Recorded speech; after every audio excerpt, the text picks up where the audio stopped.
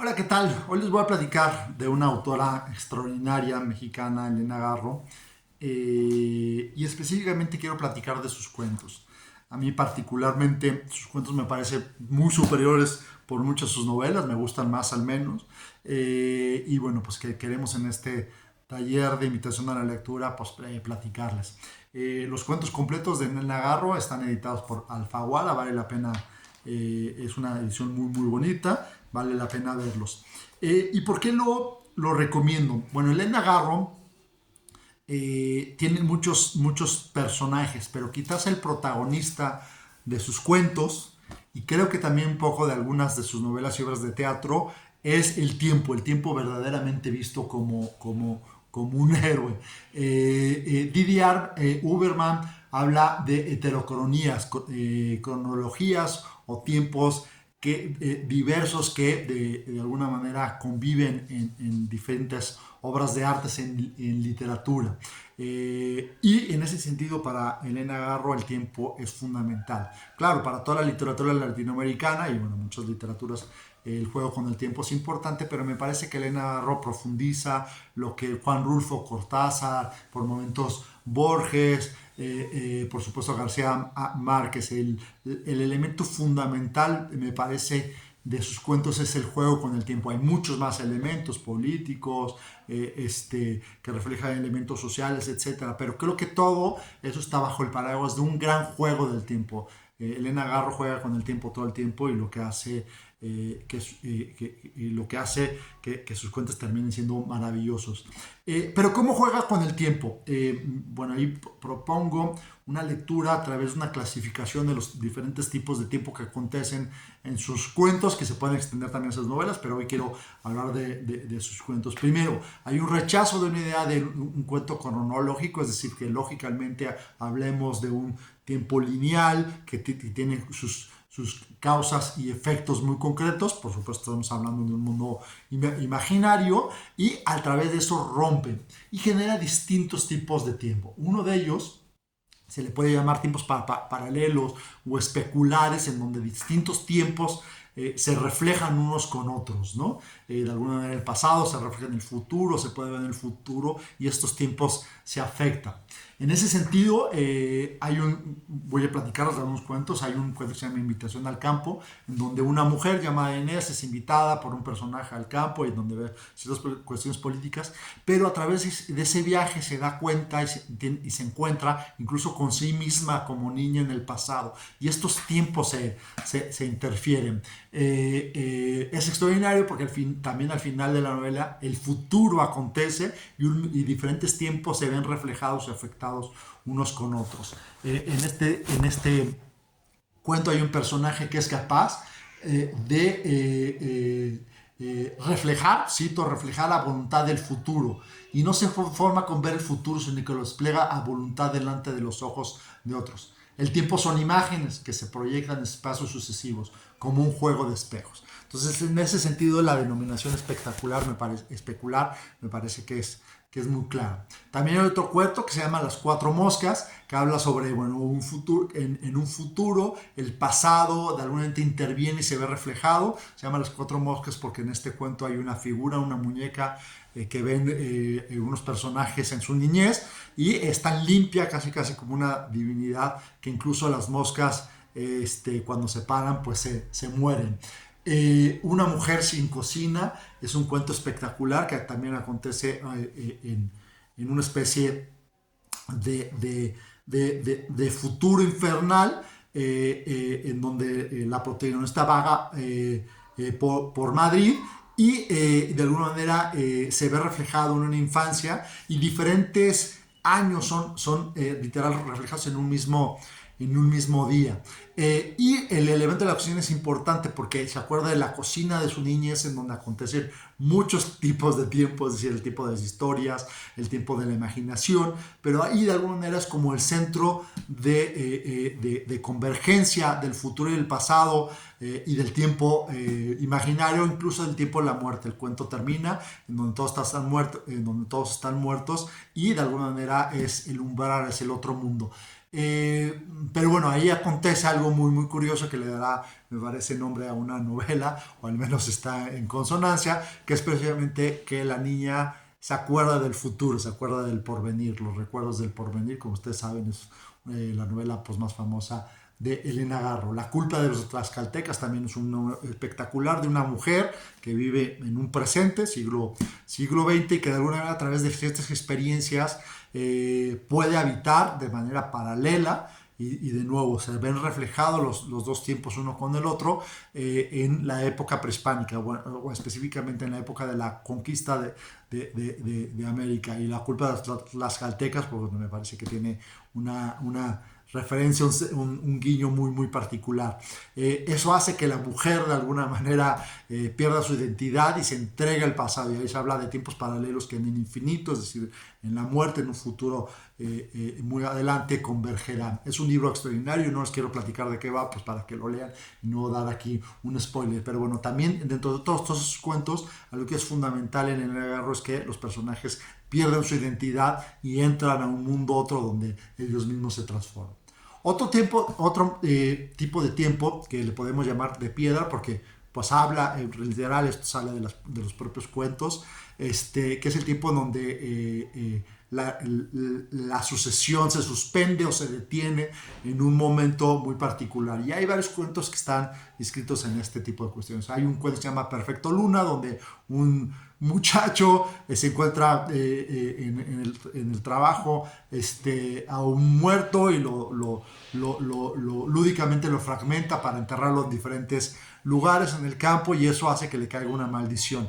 Y esa maldición hace que sus días empiecen a ser más cortos y sus noches más largas, hasta el extremo en que su noche se vuelve eterna y la noche evidentemente es que se detiene para siempre, pues es el mundo de la muerte. El muchacho al final muerte es extraordinario. Luego hay otro cuento también fascinante que se denomina La vida empieza a las 3. Paradójicamente la vida y la muerte empezarán a las 3.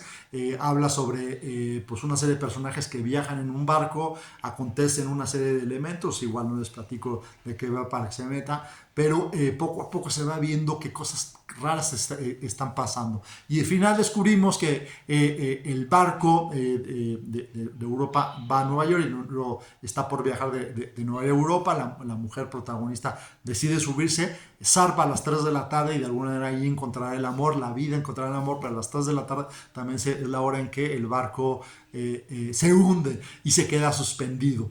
Y de alguna manera el cuento es de fantasmas, de espectros que tienen una vida, de repente suben otros barcos, etcétera, y ahí acontecen bailes, etcétera. Creo que me parece un cuento extraordinario. También hay otros tipos de tiempo, como en Andamos huyendo Lola, se llama el cuento, que además da origen a un libro original. De nuevo, aquí estamos hablando de una edición donde todos los cuentos, donde se vive en un tiempo detenido, pero es completamente efímero. El tiempo de personas perseguidas, que incluyen a judíos o una serie de personajes que viven de alguna manera exiliados.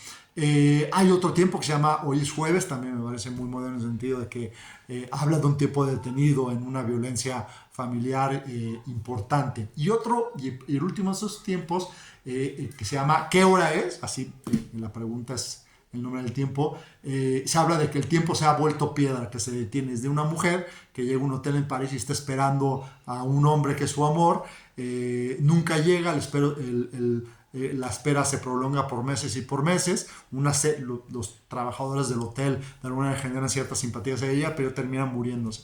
Y pasa lo mismo, en el momento de la muerte llega un protagonista, el hombre a buscarla, no se sabe bien quién es, y después no se termina sabiendo si verdaderamente llegó el hombre en realidad, porque desaparece, o el espectro. Pero también hay un tiempo suspendido, el que es el de la muerte, en donde imaginariamente el amor quizás acontezca. Hay otro tipo de tiempo que le podemos denominar el de ciclos, o el del eterno retorno, en el sentido de Mircea Eliade, el tiempo mítico que acontece, el de las fiestas, el de los mitos, etc.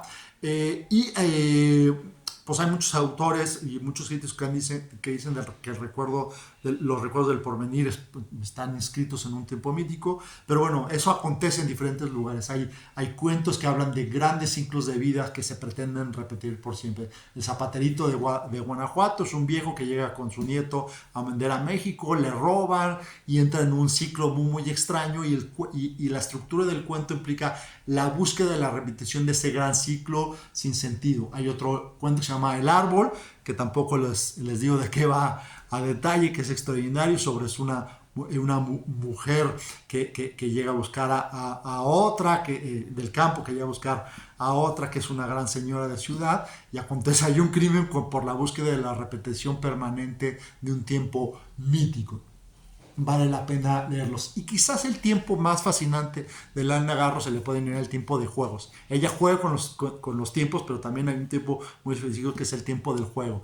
Y es donde una serie de niñas, sobre todo, aunque también hay un personaje donde está un niño, pues literalmente juegan y entran a un tiempo otro que no se sabe si es fantástico o es el de la imaginación. La Semana de Colores es un cuento extraordinario donde dos niñas van y encuentran a una especie de brujo que se llama Don Flor, que les platica sobre diferentes personajes, específicamente los días de la semana, que están construidos como personajes, poseen cierta personalidad, colores, etc. Y al final del día no se sabe si fue una alucinación, simple juegos, o cayeron bajo el poder de Don Flor, que termina siendo un personaje que está muerto. El día que fuimos perros, también las dos niñas se transforman en perros y ven ahí un crimen, no se sabe si es verdad o no, ese tiempo que también es de alguna manera paralelo, pero bueno, la parte del juego me parece que es la más importante.